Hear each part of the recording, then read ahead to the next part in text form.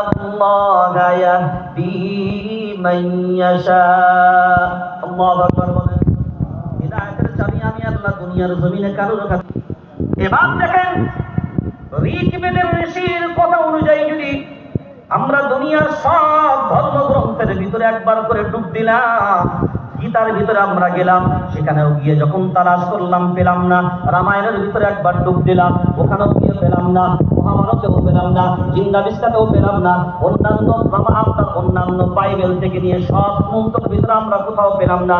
কোরআনুল কারীমের ভিতরে যখন আমরা গেলাম, 27 নম্বর পারা, সূরার নাম সূরা রহমান, আমার আল্লাহ একটা আয়াত এমন দিয়েছেন যেটা 10 বার নয়, 20 বার নয়, 30 বার নয়, 32 বার নয়। আল্লাহ কোরআনুল কারীম সূরা রহমানের ভিতরেই আল্লাহ উল্লেখ করে দিয়েছেন। তার ঋগ্বেদের ঋষির কথা অনুযায়ী যদি কোন ধর্মগ্রন্থের ভিতরে যদি 31 বার এইরকম কোন আয়াত পাওয়া যায়,